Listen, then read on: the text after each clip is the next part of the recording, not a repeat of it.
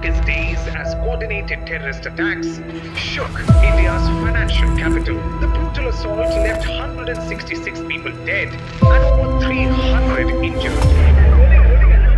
17 साल बीत गए, बट हमारे लिए आज भी ऐसा लगता है कि वो रात अभी भी वैसी ही है। वो रात मतलब 17 साल बीत जाना, मुझे ऐसा लगता है कि वो कल ही की बात थी। अभी ही मेरे साथ वो हादसा हुआ। उस घाव से तो मैं आज भी उभर नहीं पाई हूँ। आज भी मेरे पैर में निशान है, मुझे अभी भी वो तकलीफ होती है। और उस रात ऐसी रात थी कि मैं चाह के भी कभी भुला नहीं सकती हूँ। 2008 সালের 26 নভেম্বর বাবা আর ভাইয়ের সঙ্গে মুম্বাইয়ের ছত্রপতি শিবাজি টার্মিনাসে ট্রেনের জন্য অপেক্ষা করছিল 9 বছরের দেবিকা রোটওয়ান।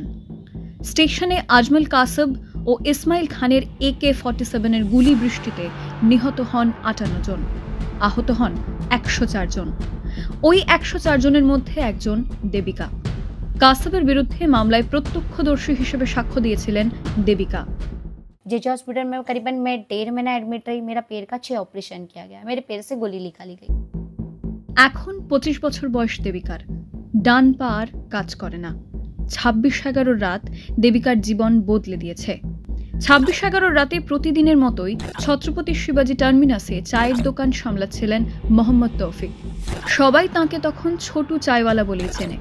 সে রাতে জঙ্গি হানায় আহতদের নিয়ে হাসপাতালে ছুটেছিলেন ছোটু। 26 तारीख की काली रात को आज भी मैं भूल नहीं पाया हूँ। रात को मैं सोता नहीं हूँ, सुबह 5-6 बजे मैं सोता हूँ। इतनी भयानक हादसे हुए थे। 2008 সালে 26 নভেম্বর মুম্বাইয়ের 12টি জায়গায় হানা দেয় লস্করে তৈবার 10 জঙ্গি। 9 সন্ত্রাসবাদী সহ 175 জন নিহত হন। আহতের সংখ্যা 300-রও বেশি।